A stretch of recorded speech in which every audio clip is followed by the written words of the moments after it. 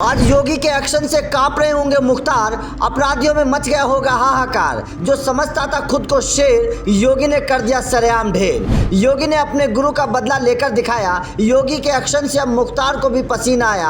अब एक और एक्शन की तैयारी, मुख्तार मारा जाएगा इस बारी। आज योगी के लिए मायावती भी ताली बजाएगी। उनका ये एहसान जिंदगी भर नहीं भूल पाएंगी। मायावती के भाई का हत्यारा योगी ने कोर्ट में सरेआम मारा। कौन था संजीव जीवा माहेश्वरी, क्या थी योगी से उसकी दुश्मनी?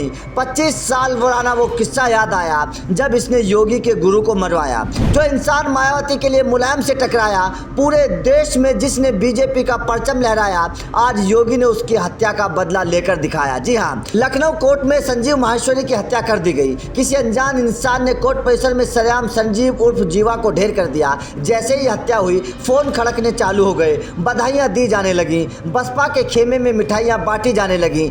मायावती के दिल का 25 साल पुराना बोझ खत्म हो गया, क्योंकि जिस संजीव माहेश्वरी को कोर्ट परिसर में सरेआम मारा गया, इसने मायावती के दिल को सबसे बड़ा जख्म दिया था। साथ ही योगी आदित्यनाथ के गुरु की हत्या की थी। केवल मायावती ही नहीं, बल्कि योगी भी इस इंसान से 2 बदले लेना चाहते थे। तो चलिए आज आपको बताते हैं कि कौन है संजीव माहेश्वरी उर्फ जीवा और योगी से उसकी कौन सी 2 दुश्मनी थी, और मायावती इस आरोपी के मौत के बाद खुश क्यों हो रही है। तो आने वाले 2 मिनट वीडियो को देखिएगा, आपको वो कहानी पता चल जाएगी जो आपको किसी ने नहीं बताई होगी। सुनिए, 10 फरवरी 1997 को ब्रह्मदत्त द्विवेदी अपने घर से करीब आधा किलोमीटर दूर एक तिलक समारोह में शामिल होने गए थे।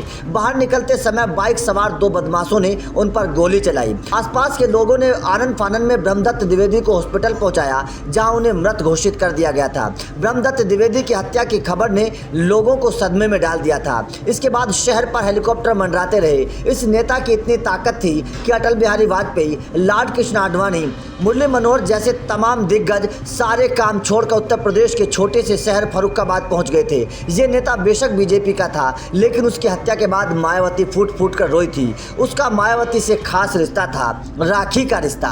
3 जून 1995 को मायावती भाजपा के समर्थन से जब उत्तर प्रदेश की मुख्यमंत्री बनी थी, उसके कुछ घंटे पहले लखनऊ के मीरा गेस्ट हाउस के कमरा नंबर 1 में वो बंद थी। डरी सहमी घबराई मायावती को समाजवादी पार्टी के हथियारबंद समर्थकों ने गेस्ट हाउस में घेर रखा था। बाहर मायावती को गालियां दी जा रही थी और मायावती कमरे के अंदर से भाजपा के नेताओं को फोन मिला रही थी। बताया जाता है कि उस वक्त मायावती ने जिन नेताओं को फोन मिलाया था, उसमें से एक ब्रह्मदत्त द्विवेदी थे। मदद मांगी गई, पुलिस, एसपी और डीएम से बात की गई, लेकिन कहा जाता है कि डीएम और एसपी के पहुंचने से पहले बीजेपी नेता ब्रह्मदत्त खुद पहुंच गए थे। बताया जाता है कि उस रात वो ब्रह्मदत्त द्विवेदी ही थे जिसने मायावती की इज्जत बचाई थी और पुलिस के आने तक मायावती की हिफाजत की। फिर क्या था, उसके बाद मायावती ब्रह्मदत्त को अपना भाई मानने लगी। बताया जाता है कि जिस दिन ब्रह्मदत्त की हत्या हुई थी, उस दिन मायावती बहुत रोई थी। 10 फरवरी 1997 को ब्रह्मदत्त द्विवेदी की हत्या हुई, तो इसमें इसी अपराधी जीवा का नाम सामने आया, जिसमें बाद में जीवा को उम्र कैद की सजा सुनाई गई। लेकिन उस दौर की सरकारों की मदद से वो छूट जाता था। जीवा अपराध करता चला गया और थोड़े दिनों बाद मुन्ना बजरंगी गैंग में घुस गया।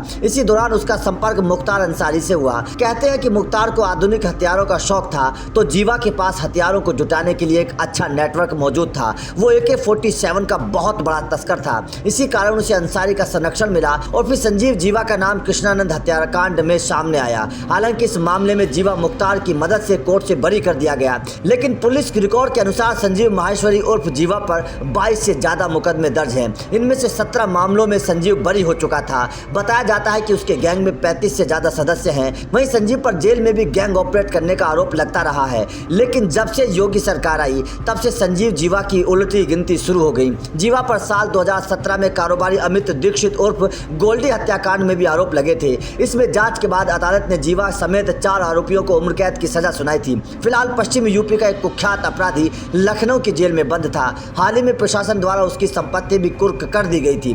तो आपका योगी सरकार में अपराधियों पर हो रहे इस एक्शन पर क्या कहना है, कमेंट करके जरूर बताएं।